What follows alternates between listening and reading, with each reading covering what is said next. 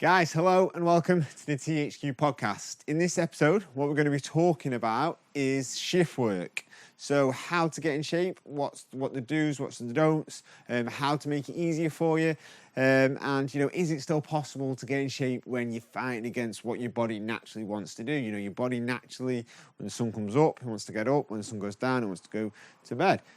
You're fighting against that, hormonally, you're going to be everywhere. Yes, as always, it is harder whilst you're on shifts. Now, first off, I would like to point out that I have never done shift work. But since being a personal trainer, I've always had a keen passion and interest to being why some people succeed and why don't, so that I can create something that more people succeed, because that means a hell of a lot to me, because that's what I did. I succeeded in body transformation, and I want to pass that on to as many people as I possibly can.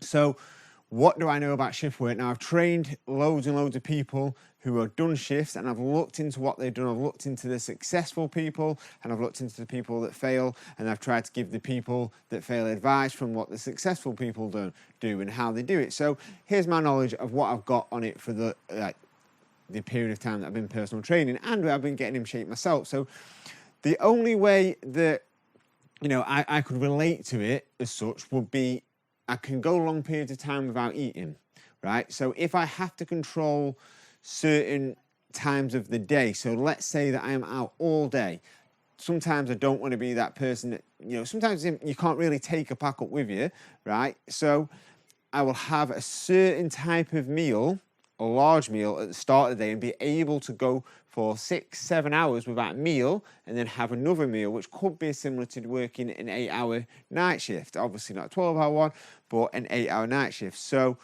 how do I do that? So first of all, you've got to be managing your blood sugar on your first meal. Okay, so limiting carbohydrates as much as we can on that first meal. So what I've noticed and what I've heard from some more successful people doing it is the first meal, what you can do is before you start, say, an 8-hour night shift, have a meal, have a big meal that's, plenty of fibre, plenty of vegetables, red meats that take longer to digest, fat so you feel focused and energized and you've got your protein intake in. And then your last meal, trying to go just keeping snacks to a minimum, maybe have a little bit, but keeping snacks, and then your last meal can be a bigger, higher carbohydrate meal to make you relax more, release a little bit of serotonin, and help you probably sleep after the night shift. Now, I know that's easier said than done, to switch off, etc., but trying to implement them habits, it might make the process easier. Now, quality of food, no matter what time you get up, no matter what time you go to bed, whatever time, how many hours sleep you've got, if you prioritize eating decent food, you will not go far wrong. It doesn't matter what time you eat in the day. Like I'll never eat a traditional breakfast of cereal. I'll have what I have for evening for my breakfast. That's what I do. That's a habit that's built in, right? So you haven't got breakfast, dinner and tea. And I think why shifts are sort of seen as being hard these days is because we're still in this mindset of breakfast 9 to 5, breakfast 9 o'clock, dinner at 12, tea for 5. But nobody does that these days. No, majority of people don't do that these days, right? So just eat when you are. Eat when you want to. It doesn't really matter. If you finish the night shift, you can have a massive meal before you go to bed. If you wake up at 4 o'clock in the afternoon, then just eat your breakfast of whatever you bring breakfast with, because that is your breakfast. Stop using it as a reason not to eat decent food consistently, because them type of work is so tiring, and I totally understand that. There's nothing worse than being tired, and when you finish the night shift and your body clock's all over the place, you're going to be tired. So if we more reach for bad food, which is easier to do, and we don't have that self-discipline, then we become more tired and we get stuck in this vicious circle.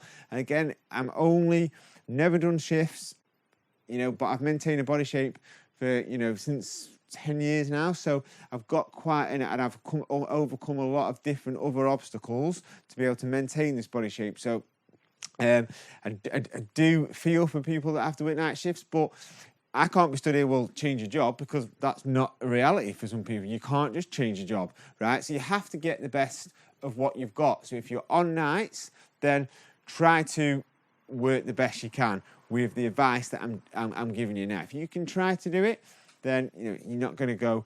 It's going to give you the best option. So because you are on really hard shifts, because you have to do that, then you have to have that extra bit of discipline. So randomly snacking, randomly thinking, right, well, I'm on a night shift, but I haven't got time to prepare food, so I'm just going to, then you're not giving yourself the best chance to be able to feel good and stick to your food. So if you're just about to start a night shift and you think, I'll just have a pack of sandwiches and crisps, that's going to make you feel crap, and it's going to make you feel more hungry. So you have to have that self-discipline, and you can't get, it's like the genetic thing again, is that it's something that's going to hold you back, but only if you let it. And only if you do it. There's been successful people that have got in amazing shape, maintained body shapes whilst working shifts. That's all I will be able to say on that.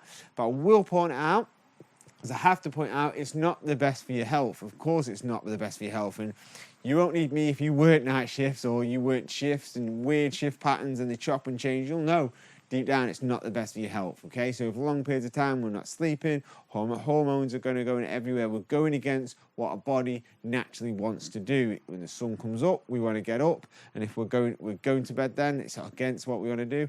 When the sun comes down, we want to go to sleep, and if we're going up there, our body's all over the place. So it's not the best for our health, but it's something that you have to deal with. So if we then start to work on healthier habits, we can do the very best we can in the situation that we have.